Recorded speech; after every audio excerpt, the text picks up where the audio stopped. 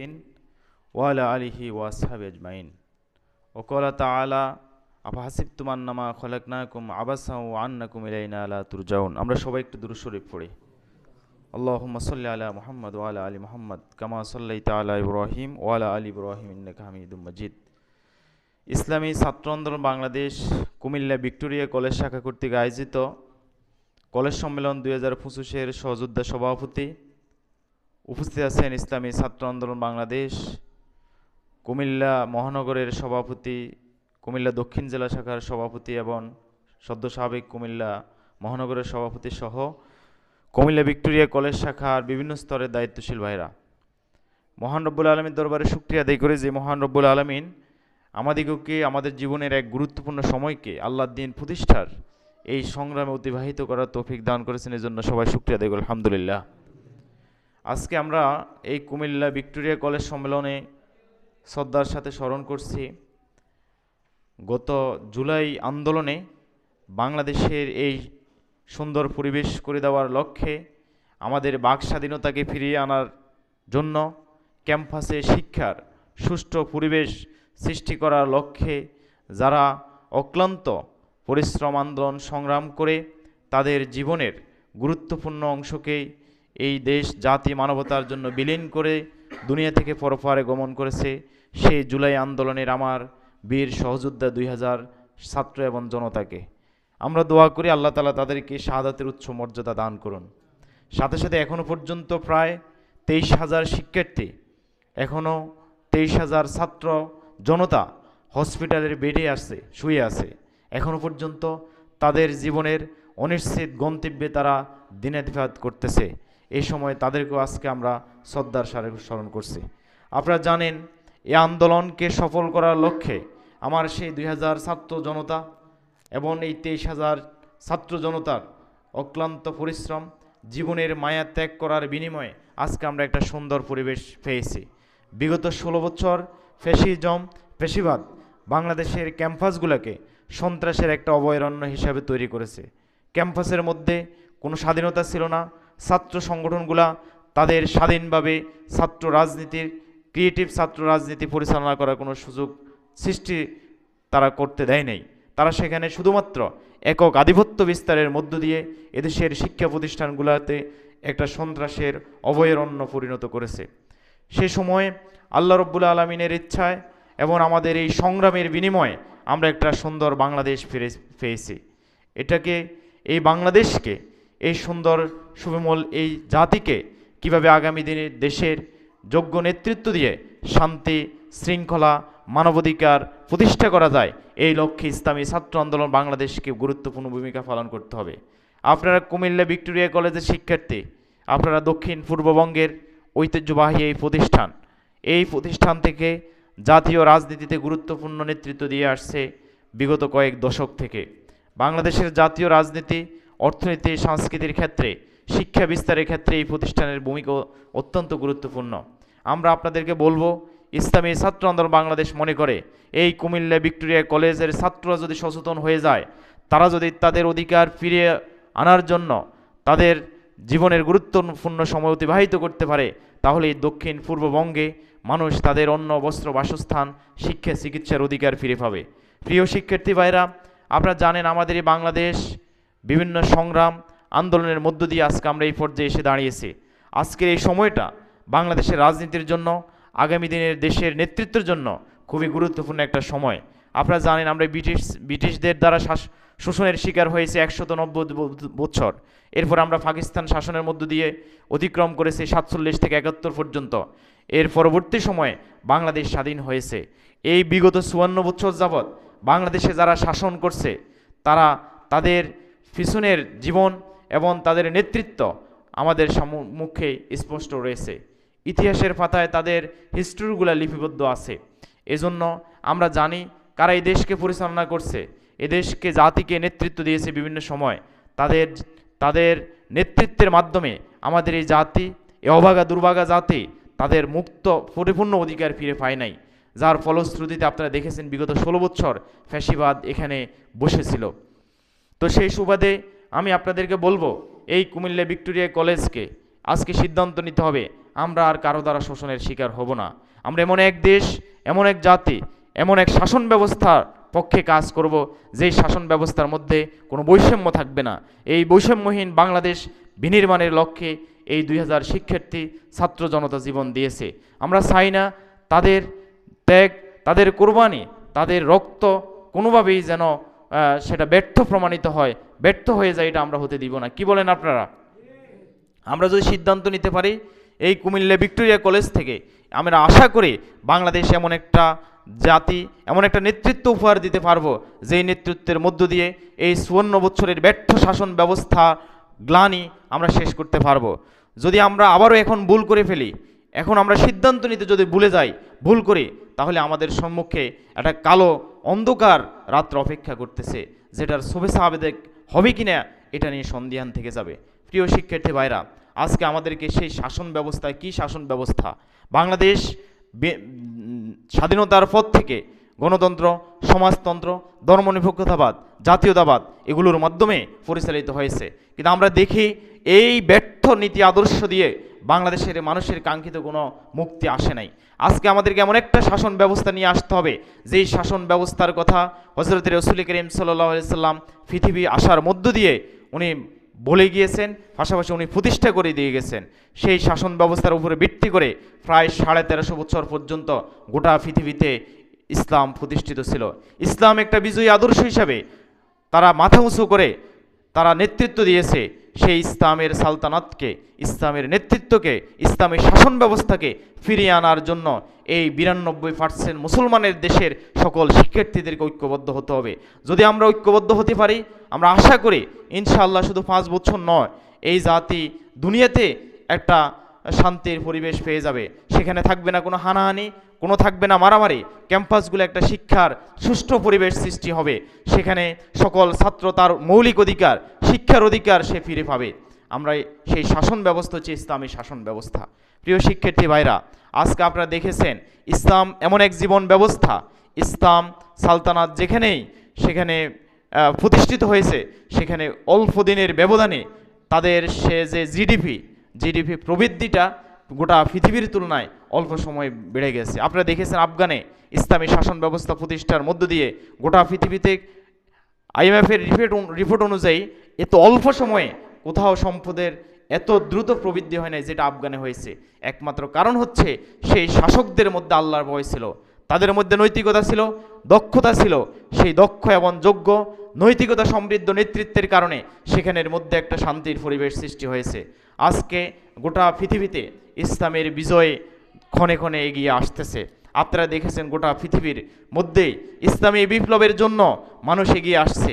বাংলাদেশের মধ্যেও আপনি যদি লক্ষ্য করেন, ইসলামী আন্দোলন বাংলাদেশ আজকে ইসলামকে প্রতিষ্ঠার জন্য কাজ করে যাচ্ছে, মানুষের মৌলিক অধিকার প্রতিষ্ঠার জন্য কাজ করে যাচ্ছে। গতকাল এবং গত এক সপ্তাহের মধ্যে ইসলামী আন্দোলনের এই দীর্ঘ 34 বছরের রাজনৈতিক সফলতা কি আমরা কিছুটা বুঝতে পেরেছি। কি বলেন?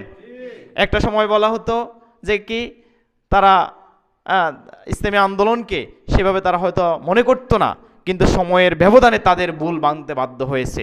আমরা বলে আসছি পিয়ার পদ্ধতির কথা, আজকে সময়ের ব্যবধানে তারাও পিয়ার, বাংলাদেশের সকল উদীয়মান রাজনৈতিক সংগঠনগুলা, উদীয়মান রাজনৈতিক দলগুলো আজকে পিয়ারের পক্ষে সাপোর্ট দিচ্ছে। একইভাবে আমরা বলে আসছি যে শুধুমাত্র নেতার পরিবর্তনের মধ্য দিয়ে এদেশের মানুষের কাঙ্ক্ষিত কোনো মুক্তি আসতে পারে না। কাঙ্ক্ষিত মুক্তি আসতে হলে সেখানে নীতি এবং আদর্শের পরিবর্তন করতে হবে। আজকে মানুষ সেটা বুঝতেছে। মানুষ বলতেছে যে শুধুমাত্র নেতার পরিবর্তনের মধ্য দিয়ে মানুষের শান্তি আসতে পারে না, নীতির পরিবর্তনের লক্ষ্যে বর্তমান যে জেনজি, বর্তমান যে জেনারেশন, বর্তমান যে কৃষক, মজুর, শিক্ষক, পেশাজীবী সকল সেক্টরের মানুষ আজকে নীতির পরিবর্তনের অপেক্ষায় আছে। তারা চাচ্ছে এই সুযোগটাকে কাজে লাগানোর জন্য, ইসলামী শাসন ব্যবস্থাকে প্রতিষ্ঠার জন্য, আজকে বাংলাদেশে ইসলামী হুকুমত প্রতিষ্ঠার জন্য, মানুষের মৌলিক অধিকারকে ফিরিয়ে দেওয়ার জন্য, ইসলামী সংগঠনগুলোকে ঐক্যবদ্ধ করার জন্য ইসলামী আন্দোলন বাংলাদেশ কাজ করতেছে। ইসলামী আন্দোলন বাংলাদেশের মুহতারাম আমির, ওনার কথা হচ্ছে যেই কোনোভাবে ইসলামের পক্ষের শক্তিকে একটা বাক্সের মধ্যে সকল ভোটকে নিয়ে আসতে হবে। জনগণের যে কাঙ্ক্ষিত আশা এবং আকাঙ্ক্ষা, এটার প্রতিফলন ঘটানোর সময়, উপযুক্ত সময় এখনই। এখন আপনাদেরকেই সিদ্ধান্ত নিতে হবে যে আপনারা কোন শাসন ব্যবস্থা চাচ্ছেন, যে ব্যর্থ শাসন ব্যবস্থা, এগুলোকে আবার নতুন করে দেখার আমাদের কোনো সুযোগ নাই। আমরা নতুনভাবে এই বাংলাদেশকে বিনির্মাণের লক্ষ্যে জুলাই আন্দোলনে যার অবদান ছিল, ইসলামী আন্দোলন বাংলাদেশ যেভাবে জুলাই এই বিপ্লবে সামনের সারিতে থেকে নেতৃত্ব দিয়েছে, ইসলামী আন্দোলন বাংলাদেশ তাদের জীবনের তোয়াক্কা করে নাই, জীবনের নিরাপত্তার কথা চিন্তা করে নাই। ইসলামী আন্দোলন বাংলাদেশের মোহতারাম আমির রাজপথে দাঁড়িয়ে গিয়েছে। আমরা ইসলামী ছাত্র আন্দোলন বাংলাদেশ শুধুমাত্র জুলাই নয়, শুধুমাত্র আগস্টে নয়, সেই জুলাইয়ের 4 তারিখ থেকে শাহবাগ থেকে শুরু করে আনুষ্ঠানিকতার মধ্য দিয়ে এই আন্দোলনের সাথে আমরা প্রতিদিন আমাদের সাংগঠনিক ডায়েরি যদি আপনারা দেখেন, আপনারা দেখতে পারবেন সেখানে আমাদের পার্টিসিপেট ছিল। আমাদের সেই মুগ্ধ, আমাদের সেই নরসিংদী কাদের মোল্লা স্কুল অ্যান্ড কলেজের সেই নবম শ্রেণীর ছাত্র, সেই ছোট্ট আমাদের তাহমিদ এই আন্দোলনে শাহাদাত বরণ করছে। আমাদের শেখ নাইমুর রহমান শেখ সে ইন্তেকাল করছে। এভাবে প্রায় অসংখ্য আমাদের দায়িত্বশীলরা এই আন্দোলনে শাহাদাত বরণ করছে। এই আন্দোলনে ইসলাম পন্থাকে শুধুমাত্র ইসলামী আন্দোলন নয়, ইসলাম পন্থাকে আলাদা করার কোনো সুযোগ নাই। তাহলে আমাদেরকে সিদ্ধান্ত নিতে হবে। আমরা বলতে চাচ্ছি যে আগামীতে দেশ এবং জাতিকে নেতৃত্ব দিবে, হাজারো বছর পর্যন্ত গোটা জাতিকে, গোটা বিশ্বকে যারা যোগ্য এবং দক্ষতার সাথে নেতৃত্ব দিয়েছে, জ্ঞান এবং বিজ্ঞানের আলো ছড়িয়েছে, সেই সালতানাতকে ফিরিয়ে আনার জন্য আমাদেরকে কাজ করতে হবে। কারণ আমরা মনে করি ইসলাম শুধু মসজিদের মধ্যে একটা সীমাবদ্ধ রাখার কোনো ধর্ম নয়। কারণ Islam is not only religion but also complete comprehensive and dynamic scientific code of life. দার্শনিক জর্জ বার্নারসের সেই ঐতিহাসিক উক্তি যে শুধুমাত্র ইসলাম একটা ধর্মের নাম নয়, ইসলাম হচ্ছে বিজ্ঞানসম্মত একটা আদর্শের নাম, একটা জীবন আদর্শের নাম, যেটা কোরআনে কারীমের মধ্যে আল্লাহ তাআলা বলছেন ইন্নাদ-দীন ইনদাল্লাহিল ইসলাম। আর আমাদের রাসূল সেই ইসলামের পরিপূর্ণতা দিয়ে পৃথিবী থেকে ফরফারে গমন করছেন। রাসূলুল্লাহ সাল্লাল্লাহু আলাইহি সাল্লাম শুধুমাত্র একজন ধর্মীয় নেতা নয়, ওনাকে বলা হয়েছে যে প্রফেট মুহাম্মদ সাল্লাল্লাহু আলাইহি সাল্লাম is not only religious leader but also economist, philosopher, scientific and great politician. রাসূলুল্লাহ সাল্লাল্লাহু আলাইহি সাল্লাম হচ্ছেন একজন সর্বশ্রেষ্ঠ রাজনীতিবিদ, সর্বশ্রেষ্ঠ অর্থনীতিবিদ, সর্বশ্রেষ্ঠ একজন বিজ্ঞানী। এই রাসূলের আদর্শকে প্রতিষ্ঠার জন্য ইসলামী আন্দোলন বাংলাদেশে কাজ করতেছে। সেই খলিফাতুল মুসলিমিন হযরত উমর রাদিয়াল্লাহু তাআলা আনহুর শাসন ব্যবস্থাকে মানুষের মধ্যে বাংলাদেশে প্রতিষ্ঠা করার জন্য, মানুষের মুক্তির জন্য ইসলামী আন্দোলন কাজ করে যাচ্ছে। মানুষের অন্ন, বস্ত্র, বাসস্থান, শিক্ষা, চিকিৎসার অধিকার ফিরিয়ে দেওয়ার জন্য ইসলামী আন্দোলন, ইসলামী ছাত্র আন্দোলন বাংলাদেশ কাজ করতেছে। আমরা বলতে চাই প্রিয় ভাইয়েরা, আজকে সকল শিক্ষা প্রতিষ্ঠানে শিক্ষার্থীদের মধ্যে জাগরণ সৃষ্টি হয়েছে। শিক্ষার্থীরা কোনো ব্যর্থ শাসন ব্যবস্থাকে আর দেখতে চায় না, তারা একটা নতুন শাসন ব্যবস্থা, একটা যোগ্য নেতৃত্ব চাচ্ছে। আর সেই যোগ্য নেতৃত্ব থাকবে যার ভিতরে আল্লাহর ভয় থাকবে, যে রাতের বেলায় থাকবে জায়নামাজে, দিনের বেলায় জনগণের সেবক হিসাবে থাকবে। আর সেই নেতা হচ্ছে জনমানুষের কাঙ্ক্ষিত নেতা, যার কাছে আজকে মানুষ রাজনৈতিক সলিউশনের জন্য ফিরে আসে। বাংলাদেশের আগামী দিনের রাজনৈতিক নতুন বন্দোবস্ত কি হবে সেটার জন্য মানুষ বসে থাকে। সেই জনমানুষের নেতা বঙ্গবিভাবক আল্লামা সৈয়দ মুফতি রেজাউল করিম পীর সাহেব চরমনাই হাফিজাউল্লাহর নেতৃত্বে আমরা চাচ্ছি বাংলাদেশে একটা শান্তি, মানবিক মর্যাদা, সাম্য এবং মানুষের মৌলিক অধিকার প্রতিষ্ঠার জন্য একটা যোগ্য নেতৃত্ব তৈরি করতে।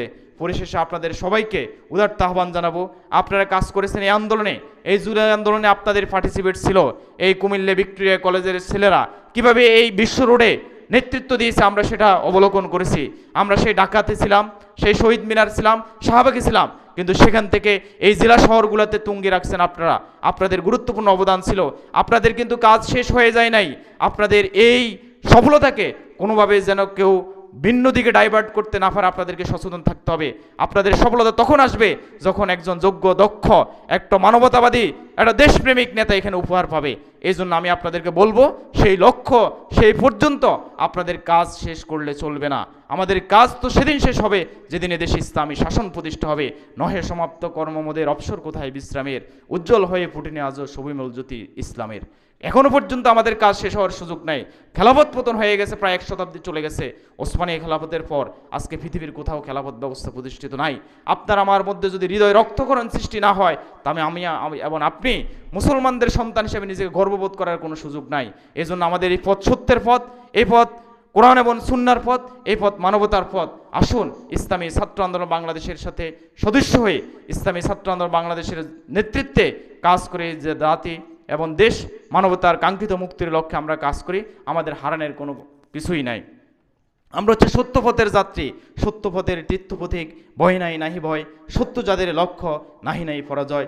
পরিশেষে আপনাদের সবাইকে ইসলামী ছাত্র আন্দোলন বাংলাদেশ কেন্দ্রীয় দাওয়া দপ্তর বিভাগের পক্ষ থেকে হৃদয় নিংড়ানো শুভেচ্ছা জানিয়ে আমি আমার আলোচনা এখানে শেষ করছি।